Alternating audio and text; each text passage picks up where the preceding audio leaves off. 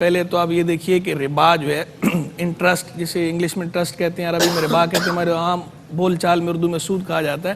اس ربا کی شناعت اور قباحت ایسی ہے کہ یہ وہ واحد جرم ہے جس کے بارے میں قرآن مجید فرقان حمید کے اندر یہ اعلان کیا گیا ہے کہ اللہ اور اللہ کے رسول کے ساتھ اعلان جنگ ہے۔ فَأْذَنُوا بِحَرْبٍ مِّنَ اللَّهِ وَرَسُولِهِ، اور اگر تم سود نہ چھوڑو، ربا نہ چھوڑو، تو تمہیں اللہ اور اللہ کے رسول کی طرف سے جنگ کا اعلان دیا جاتا ہے۔ اللہ اکبر۔ یہ واحد وہ جرم ہے، جرم اور بھی بہت ہیں، لیکن یہ واحد جرم ہے جس کے بارے میں پورے قرآن میں، جس کے بارے میں یہ بات، اتنی بڑی بات فرمائی گئی ہے کہ اللہ اور اللہ کے رسول کی طرف سے اعلان جنگ ہے ربا نہ چھوڑنے والوں کے خلاف۔ دو چیزوں کے بارے میں صرف اللہ کی طرف سے جنگ کا اعلان ہوا ہے، ایک ولی سے عداوت کے بارے میں، من عاد علی ولیا فقد آذنتہ بالحرب، جو میرے کسی ولی سے لڑائی کرے تو میں اس سے جنگ کا اعلان کرتا ہوں، میرے کسی ولی کوئی بارے سے بغض رکھے۔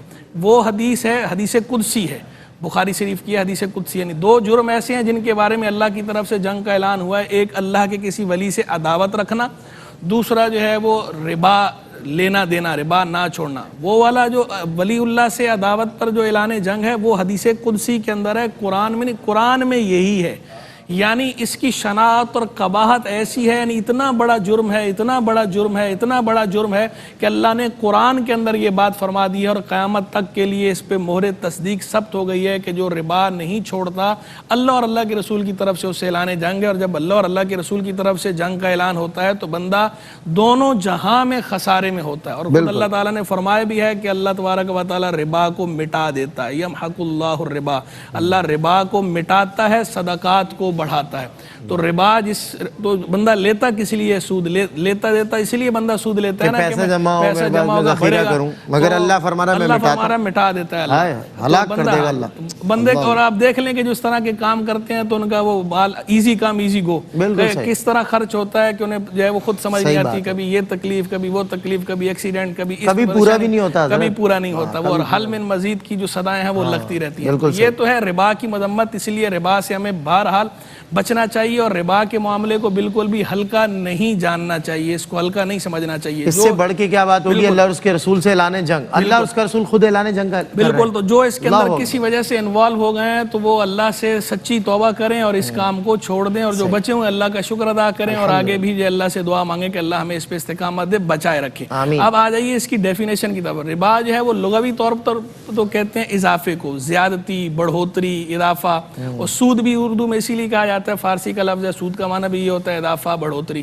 تو لغوی طور پہ تو ہر قسم کی بڑھوتری ربا ہے، لیکن شرعی اصطلاح میں ہر قسم کی بڑھوتری کو ربا نہیں کہتے، بلکہ شرعی اصطلاح کے اندر خاص قسم کی زیادتی کو کہتے ہیں۔ یعنی مالی معاملات میں، مالی لین دین میں ایسی مشروط زیادتی جو عوض سے خالی ہو۔ کوئی مالی لین دین آپ کر رہے ہیں، مالی معاملہ ہے، مالی معاملہ ہونا شرط ہے۔ دوسری بات یہ ہے کہ جو زیادتی ہے، جو اضافہ ہے، وہ مشروط ہو، پہلے سے طے ہو۔ اور تیسری بات یہ ہے کہ وہ عوض سے خالی ہو، یعنی اس کے اندر ایک فریق کو فائدہ ہو رہا ہے دوسرے، اور اس کے عوض میں دوسرے فریق کو کچھ نہیں مل رہا۔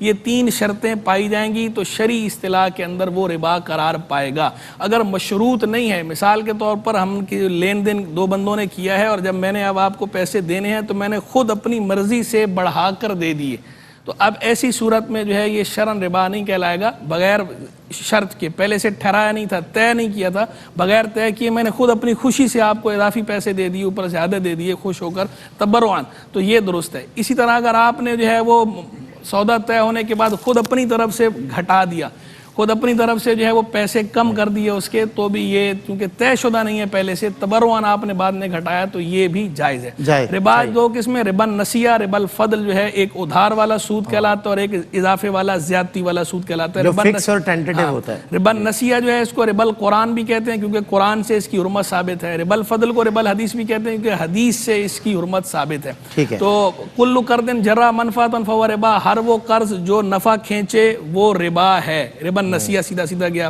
ربا الفضل کے اندر جو ہے حضور جان عالم علیہ السلام نے فرمایا الذهب بالذهب والفضة بالفضة والبر بالبر والشعير بالشعير والتمر بالتمر والملح بالملح مثلا بمثل سواء بسواء۔